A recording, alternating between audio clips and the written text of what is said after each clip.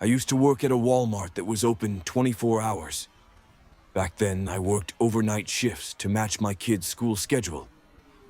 10 p.m. to 7 a.m. every night. Sleep during the day, work a second job, take care of my son. Exhausting, but necessary. This Walmart was a supercenter, one of the few open all night. A lot of strange people came in after midnight. The store emptied out, only a few workers and a manager remaining. One person worked the front at self-checkout, a few stalkers like me, warehouse workers in the back. I was restocking cereal when I saw a man walk past, then step back into view.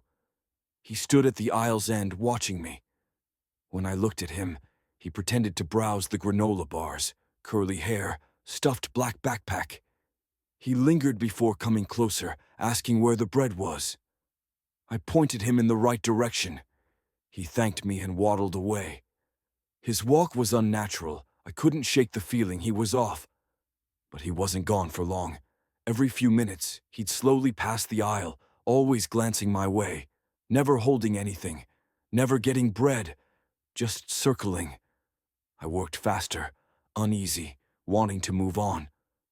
When I finished, I pushed my empty U-boat to the warehouse, grabbed a new one, and picked a different aisle far from him. 45 minutes later, in the chip aisle, I thought I was free of him. I was wrong. I felt eyes on me and turned. He was at the aisle's end, watching. He still had nothing in his hands. He'd been lurking for an hour. Then, as I feared, he approached. I kept stalking, ignoring him until he spoke. He said he'd been checking me out, that I was beautiful. I forced a laugh, politely declining. He asked where I was from. If I had a boyfriend, I lied to everything. His breath was rancid. His presence made my skin crawl. He asked for my number. I told him I was seeing someone. He insisted we could be friends. I gave him a fake number to make him leave. He smirked, thinking he'd won. Then, he walked away. I thought that was the end of it. Hours dragged by, each second feeling longer than the last. Then, my walkie crackled. The only other stalker on shift said some creepy guy was asking for me. My heart dropped. I told her to say I'd left and bolted for the employee lounge. I made it, sat down, took deep breaths. Then the double doors swung open. He was there, staring, his face twisted with anger. "You gave me a fake number," he growled. I felt my stomach drop. I tried to speak, but fear choked me. "You can't be back here, sir." He didn't care.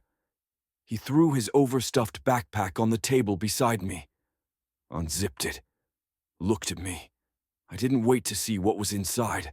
I jumped up, rushed past him, his hand reaching, missing.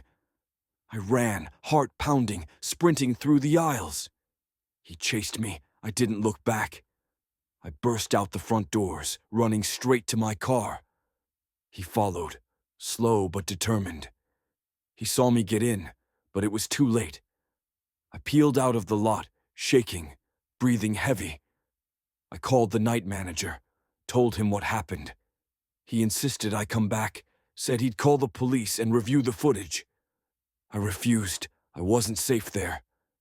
That man, his backpack, I didn't want to know what was inside. The next day, the manager said he reported it to the police, showed them the footage.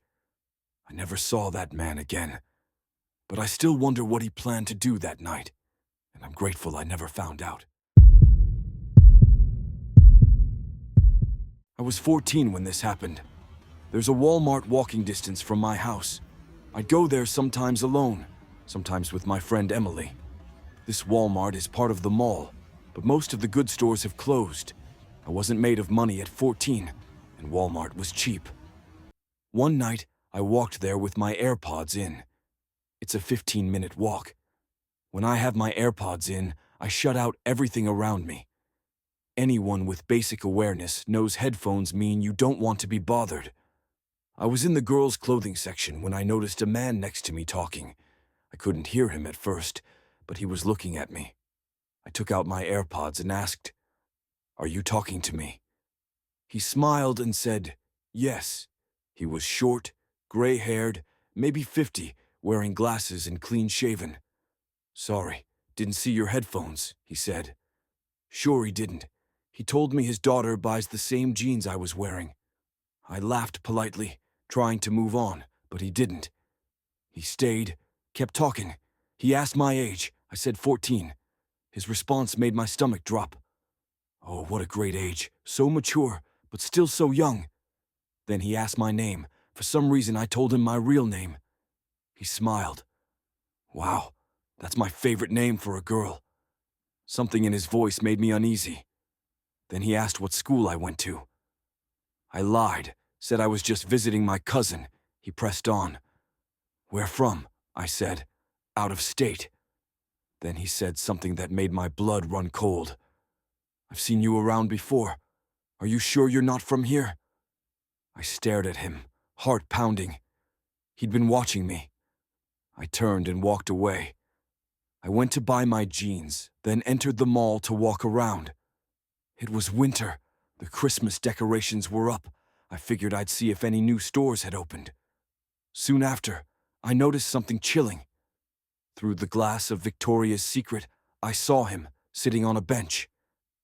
Outside the store. I froze. I left quickly, walking fast. He got up. He started following me. I turned a corner. He turned too. I called my mom, whispering I was being followed. Go into a store, she said. I rushed into one, heart racing. I stood near the cashier. Then I heard it, my name. Soft, just loud enough for me to hear. I turned. He was at the entrance, smiling, but something was off. His eyes were empty. I felt sick. The cashier, maybe 20, noticed my face. That man is following me, I whispered. A few customers overheard and turned to look. The man saw them watching. He turned and walked away into the mall. The cashier stayed with me. A couple approached, saying they'd wait with me until my mom arrived. I kept looking at the entrance, terrified he'd come back. My mom finally arrived. I thanked the couple and left with her. I never went to that mall or Walmart alone again. I still wonder, how long had he been watching me, and what would have happened if I hadn't noticed him in time?